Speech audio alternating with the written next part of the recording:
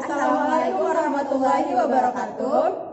Kami dari kelompok 8 mata kuliah perekonomian Indonesia. Di sini kami akan menampilkan dan menyampaikan beberapa materi seputar perekonomian Indonesia. Pemateri yang pertama, perkenalkan, nama saya Sofasarina Nabi. Saya akan membawakan materi pendapatan nasional. Pemateri yang kedua, perkenalkan, nama saya Anggun Anggraini Sarabiti. Saya akan membawakan materi berjudul pertumbuhan ekonomi. Dan saya sendiri adalah pemateri ketiga. Saya akan menyampaikan materi tentang struktur ekonomi. Oke, selamat menonton. Saya akan menjelaskan tentang pendapatan nasional. Yang pertama, pengertian pendapatan nasional.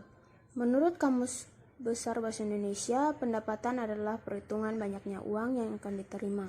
Sedangkan nasional adalah hal yang meliputi suatu bangsa atau negara. Jadi, pendapatan nasional adalah jumlah perhitungan atau pendapatan yang diterima oleh seluruh masyarakat pada suatu negara dari penyerahan faktor-faktor produksi dalam kurun waktu tertentu, biasanya selama 1 tahun. Pendapatan nasional ini sering dijadikan indikator untuk mengukur laju perkembangan dan pembangunan negara dari waktu ke waktu. Sistem pendapatan nasional ini digunakan untuk mengumpulkan informasi perhitungan terhadap 1. Nilai barang dan jasa yang diproduksi oleh negara. 2. Nilai berbagai jenis pengeluaran atas produksi nasional.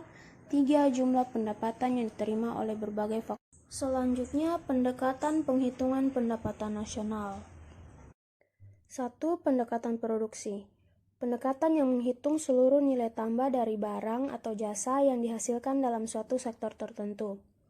Penggunaan metode ini punya tujuan penting, yakni untuk mengetahui besarnya sumbangan semua sektor ekonomi dalam perkembangan pendapatan nasional dan sebagai salah satu cara untuk menghindari double count atau perhitungan 2 kali dengan cara hanya menghitung nilai produksi neto pada berbagai tahap proses produksi.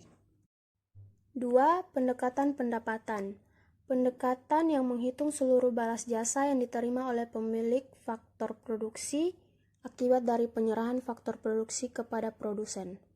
Faktor-faktor produksi yang termasuk dalam proses perhitungan adalah gaji dan upah para pekerja, pendapatan usaha perorangan, pendapatan sewa, bunga neto, dan keuntungan perusahaan. Yang ketiga, pendekatan pengeluaran. Pendekatan yang menghitung seluruh pengeluaran yang dikeluarkan oleh rumah tangga seperti konsumsi masyarakat, investasi pengusaha, pengeluaran pemerintah, dan selisih ekspor-impor atau sektor rumah tangga luar negeri. Pengeluaran di dalam masyarakat pun dapat dibedakan jadi beberapa jenis seperti pengeluaran konsumsi oleh perorangan atau perusahaan, pengeluaran konsumsi pemerintah pusat atau daerah, investasi domestik bruto, dan pembelian barang atau jasa ekspor oleh masyarakat luar negeri. Selanjutnya, konsep pendapatan nasional. Ada beberapa konsep pendapatan nasional, antara lain 1. Gross domestic product. Gross domestic product atau produk domestik bruto adalah jumlah seluruh produk yang dihasilkan oleh masyarakat suatu negara, termasuk produk yang dihasilkan oleh masyarakat asing yang tinggal atau berada di negara tersebut dalam waktu tertentu. Kedua, gross national product. Gross national product atau produk nasional bruto adalah jumlah seluruh produk yang dihasilkan oleh masyarakat suatu negara termasuk produk yang dihasilkan oleh masyarakatnya yang tinggal di luar negeri tapi tidak memperhitungkan produk yang dihasilkan oleh masyarakat asing yang tinggal di dalam negeri dalam waktu tertentu. Ketiga, net national product atau produk bersih nasional adalah gross national product setelah dikurangi penyusutan modal. Keempat, net national income atau pendapatan nasional bersih adalah net national product setelah dikurangi pajak tidak langsung. Kelima, personal income atau pendapatan perseorangan adalah pendapatan yang secara formal diterima oleh masyarakat. Besarnya personal income adalah Net national income dikurangi dengan dana sosial, pajak perusahaan, laba tidak dibagikan, dan ditambah dengan transfer payment pemerintah. Terakhir, disposable income adalah pendapatan yang benar-benar diterima oleh masyarakat dan siap untuk dibelanjakan. Besarnya disposable income adalah personal income setelah dikurangi dengan pajak langsung. Sekian penjelasan tentang pendapatan nasional.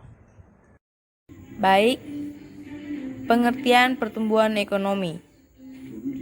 Pertumbuhan ekonomi adalah suatu keadaan adanya peningkatan pendapatan yang terjadi karena peningkatan produksi pada barang dan jasa.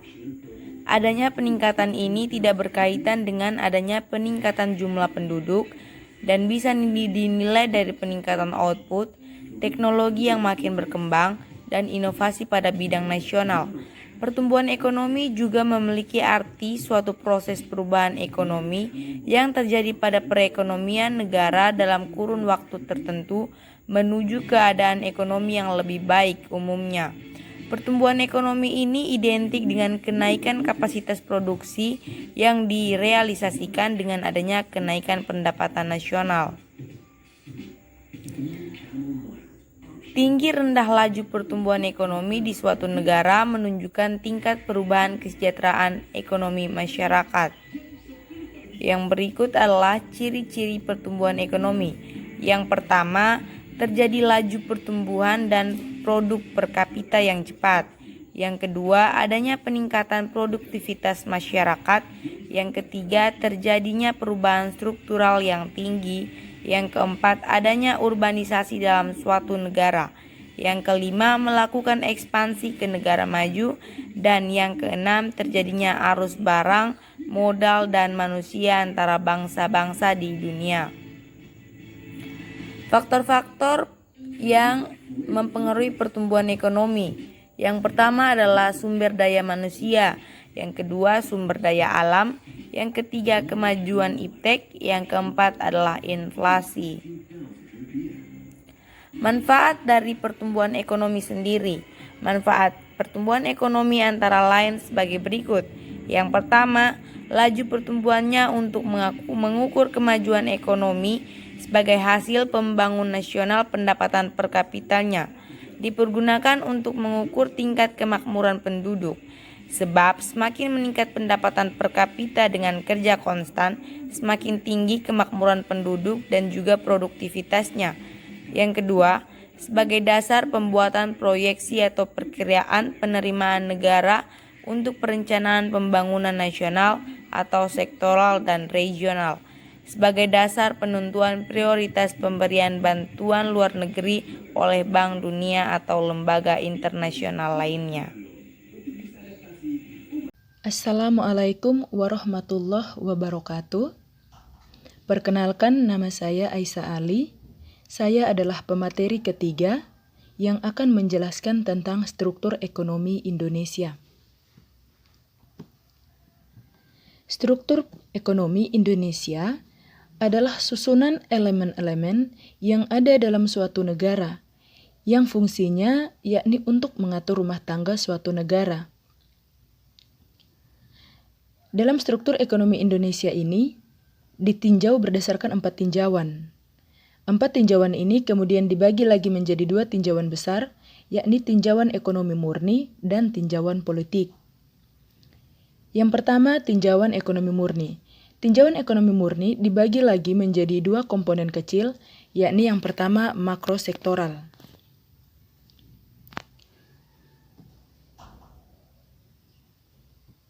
Makrosektoral atau sektor makroekonomi adalah kelompok agregat yang mewakili pelaku ekonomi. Ekonom atau pelaku ekonomi itu membaginya lagi menjadi 4 kelompok yang terdiri dari sektor rumah tangga, bisnis, pemerintah, dan eksternal. Nah, berdasarkan tinjauan ini, struktur ekonomi dapat berstruktur yang pertama, agraris atau agrikultural. Artinya, sektor ekonomi yang bergerak di bidang pertanian. Nah, kenapa sektor ekonomi Indonesia bergerak di bidang pertanian? Karena sebagian besar penduduk Indonesia bekerja di sektor pertanian. Kita lihat saja di daerah-daerah di Indonesia, di pulau-pulau kecil sekalipun, banyak penduduk Indonesia yang bermata pencaharian sebagai petani. Kemudian yang kedua, industrial. Industrial di sini artinya suatu keadaan di mana masyarakat berfokus pada ekonomi yang meliputi pekerjaan yang semakin beragam atau pekerjaan yang lebih spesial lagi, tidak hanya sebagai petani atau nelayan, tetapi di sini industrial ini artinya membagi pekerjaan masyarakat Indonesia itu lebih spesial atau lebih khusus. Sehingga pekerjaan yang beragam ini atau pekerjaan yang spesial terkhusus ini dapat memberikan gaji atau penghasilan yang semakin tinggi kepada masyarakat Indonesia atau penduduk Indonesia.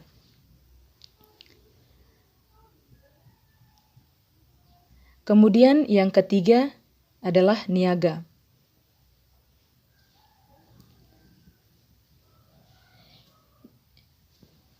Niaga atau yang disebut komersial, hal ini bergantung pada sektor produksi, seperti apa atau mana yang menjadi tulang punggung perekonomian Indonesia. Nah, di sini dalam definisi ini, dalam konsep ini, dapat saya ambil contoh seperti begini. Industri manufaktur. Industri manufaktur ini merupakan tulang punggung dari perekonomian Indonesia. Mengapa industri manufaktur saya katakan sebagai tulang punggung dari ekonomi Indonesia? Karena pada kenyataannya hampir di seluruh pulau-pulau di Indonesia, hampir seluruh tempat di Indonesia, pelaku ekonomi itu menjalankan ekonominya melalui industri manufaktur atau memproses bahan mentah atau bahan yang belum jadi menjadi bahan yang siap pakai atau bahan yang jadi untuk digunakan atau dikonsumsi. Nah, selain dari industri manufaktur, ada juga selain industri manufaktur yang menjadi tulang punggung bagi pertumbuhan ekonomi nasional atau pertumbuhan ekonomi Indonesia, selain itu juga industri manufaktur ini menjadi sektor andalan dalam memacu pemerataan terhadap pembangunan dan kesejahteraan masyarakat yang inklusif.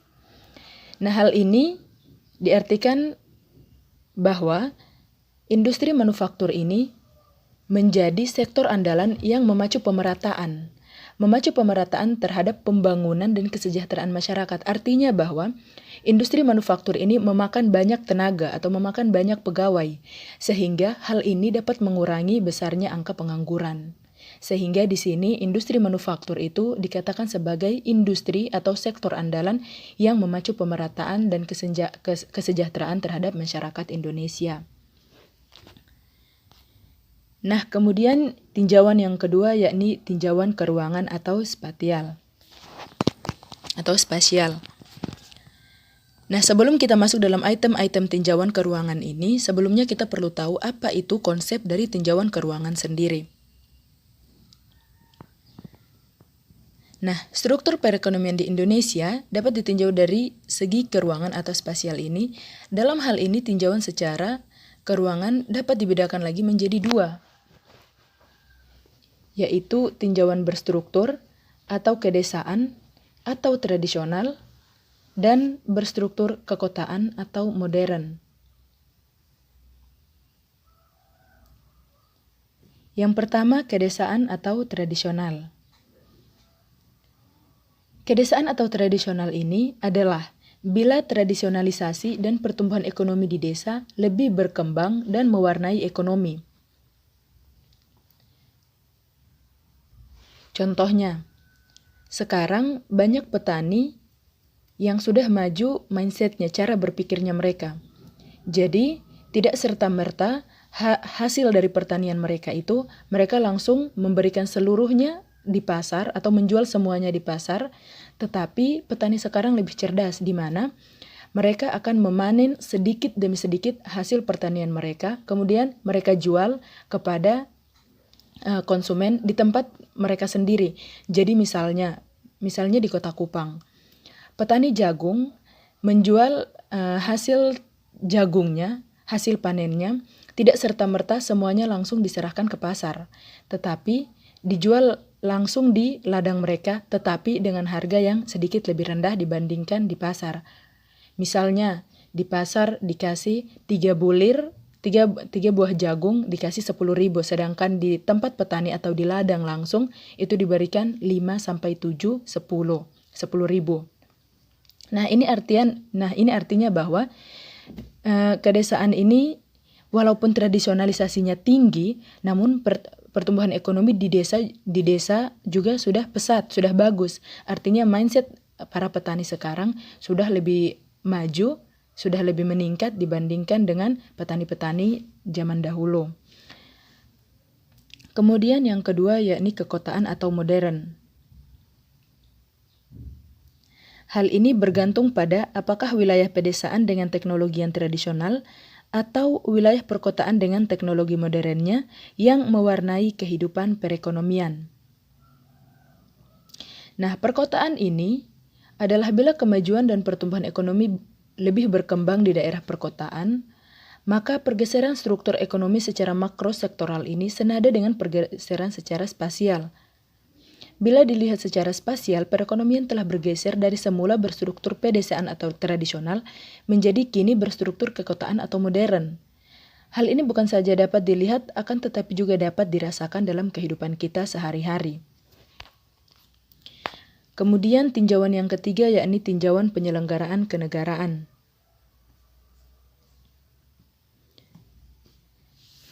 Nah, bila ditinjau dari penyelenggaraan kekuasaan politik atau kenegaraan ini, akan terdapat beberapa struktur perekonomian. Di antaranya, etatis atau pemerintah, egaliter atau rakyat, borjuis atau usahawan. Etatis adalah struktur perekonomian di mana pemerintah yang berperan sebagai pelaku utama dalam perekonomian. Jadi, di sini pemerintah mempunyai hak full atau hak paten dalam mengelola, dalam berperan sebagai pelaku utama dalam perekonomian di Indonesia. Kemudian yang kedua yakni egaliter atau rakyat. Adalah struktur perekonomian di mana rakyatlah yang berperan lebih banyak dalam suatu perekonomian. Jadi di sini rakyat bisa mengatur hasil panennya sendiri, bisa mengatur harga jualnya sendiri, tidak harus menunggu ketetapan atau keputusan dari pemerintah seperti apa harga jualnya, seperti apa harga pasarnya. Tetapi di sini pemerintah hanya bertugas untuk mengawasi jalannya perekonomian. Nah, kemudian borjuis atau usahawan. Hal ini bergantung pada kalangan mana yang menjadi pemeran utama dalam perekonomian. Dalam artian di sini bahwa kalangan usahawan atau yang mempunyai usaha. Nah, borjuis ini adalah struktur perekonomian di mana kalangan pemodal dan usahawan yang lebih berperan lebih banyak dalam suatu perekonomian. Struktur ini bergantung pada siapa atau kalangan mana yang menjadi pemeran utama dalam perekonomian yang bersangkutan. Apakah itu pemerintah, atau negara, atau rakyat, atau kebanyakan mungkin kalangan-kalangan pemodal dan usahawan atau kapitalis. Nah, kemudian tinjauan yang keempat, yakni tinjauan birokrasi pengambilan keputusan. Bila didasarkan pada tinjauan birokrasi pengambilan keputusan ini, dapat dibedakan menjadi dua struktur, yakni struktur ekonomi sentralistis dan struktur ekonomi desentralistik. Yang pertama, yakni struktur ekonomi sentralistis. Struktur ekonomi sentralistis ini adalah di mana bila pengambilan keputusan itu lebih banyak ditetapkan oleh pemerintah pusat atau kalangan atas pemerintah atau kalangan atas pemerintah. Di mana di sini yang mengambil keputusan dan menetapkan keputusan itu pemerintah pusat, tidak bisa pemerintah dari daerah atau pemerintah dari desa, tapi pemerintah pusat yang langsung menetapkannya. Misalnya harga kacang tanah atau harga lombok di daerah-daerah seperti daerah-daerah metropolitan, Jawa, Yogyakarta, dan lain-lain, itu pemerintah pusat yang langsung menetapkan harga 9 bahan pokok. Nah, sedangkan di Kota Kupang sendiri yang kita tahu, Misalnya, di Jawa harga lomboknya 30.000 per kilogram, tetapi di Kupang saat panen cabai itu tiba bisa saja sampai sekilonya 5.000, 10.000. Ini artinya tidak harus keputusan pemerintah pusat itu merata di setiap daerah, tergantung bagaimana pemerintah masing-masing daerah itu mengatur perekonomiannya sendiri. Selama tidak menyeleweng daripada dari keputusan dari pemerintah pusat, ya tidak berpengaruh karena di mana contohnya Kota Kupang ini memiliki produk pangannya sendiri, tidak mendapatkan produk pangan dari pusat, sehingga kita bisa mengatur harga pasar kita sendiri. Kemudian yang kedua yakni desentralistis, adalah pengambilan keputusan bukan hanya pemerintah saja yang menetapkan, tetapi masyarakat mulai ambil bagian dalam hal ini. Nah, itu yang seperti tadi saya contohkan. Jadi apabila pemerintah pusat sudah menetapkan harga cabai, pemerintah di daerah atau rakyat bisa menurunkan harga atau meningkatkan harga barang itu tergantung dari situasi dan kondisi yang para petani atau para penjual itu alami, ekonom itu alami. Jadi tidak harus pemerintah saja yang menetapkan, tetapi masyarakat juga bisa andil dalam hal ini. Nah, berdasarkan tinjauan birokrasi pengambilan keputusan ini, bahwa struktur perekonomian di Indonesia semula bersifat sentralistis. Namun, yaitu dimulai selama era pembangunan jangka panjang tahap pertama, karena pengambilan keputusan lebih banyak ditetapkan oleh pemerintah pusat atau kalangan atas pemerintah. Nah, pemerintah daerah apalagi rakyat dan mereka yang tidak mempunyai akses ke pemerintah lebih cenderung untuk menjadi pelaksana atau sekedar menjadi pendengar. Nah, hal ini yang membuat struktur desentralistis ini muncul, sehingga struktur desentralistis ini memungkinkan atau memberikan kesempatan kepada rakyat, kepada masyarakat untuk sama-sama dengan pemerintah dalam mengambil suatu keputusan.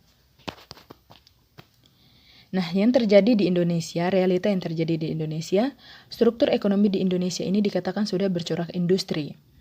Namun, Buku Ekonomi Belanda menyatakan bahwa masih dualistis. Masih dualistis ini artinya bahwa mata pencaharian utama sebagian besar penduduk Indonesia adalah sebagai petani. Namun, sumbangan utama pendapatan nasional adalah di sektor industri, atau seperti yang saya contohkan tadi, yang menjadi tulang punggung daripada ekonomi di Indonesia, yakni industri manufaktur, yang dimana industri manufaktur ini memacu pemerataan terhadap pembangunan dan kesejahteraan masyarakat. Dari ketiga materi yang telah disampaikan, dari pemateri pertama, kedua, dan saya sendiri, nah, dapat kita tarik kesimpulan, yakni yang pertama tentang pendapatan nasional. Kenapa kita perlu mempelajari tentang pendapatan nasional? Karena dari manfaat yang kita dapatkan, yakni kita dapat mengetahui tingkat kemakmuran suatu negara. Kita juga bisa mengevaluasi kinerja perekonomian dalam skala tertentu. Atau kita juga bisa mengukur perubahan perekonomian dari waktu ke waktu. Ada juga kita bisa membandingkan kinerja ekonomi antar sektor, misalnya sektor industri, sektor pertanian, sektor kelautan. Nah, kemudian kita juga perlu untuk mempelajari tentang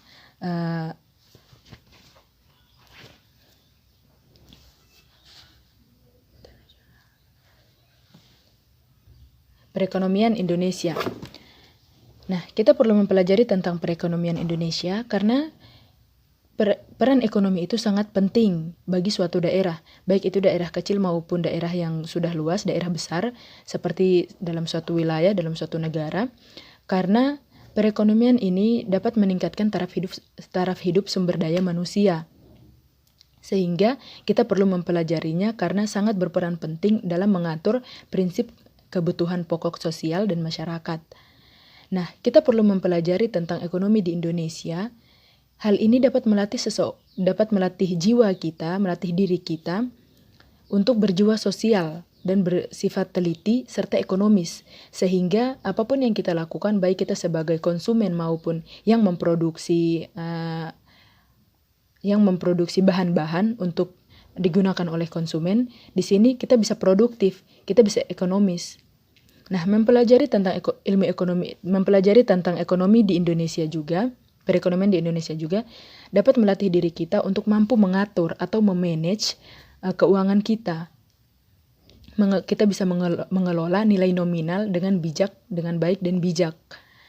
Nah, hal ini dapat membuat kita secara tidak langsung untuk berlaku hidup hemat, sehingga kita tidak melakukan pemborosan-pemborosan yang malah nantinya akan mengurangi nilai ekonomi dari diri kita sendiri dan nilai ekonomi dari barang yang kita punya, baik itu kita sebagai produsen maupun konsumen. Nah, mempelajari tentang pertumbuhan ekonomi di Indonesia ini sangat penting. Dan hal pokok bagi setiap masyarakat, khususnya dalam ruang lingkup keluarga, tujuannya adalah agar kita dapat cermat mengatur skala prioritas kebutuhan dari keperluan yang terpenting atau mendesak terlebih dahulu. Jadi, kita bisa membedakan mana kebutuhan primer, mana kebutuhan sekunder, dan mana kebutuhan tersier.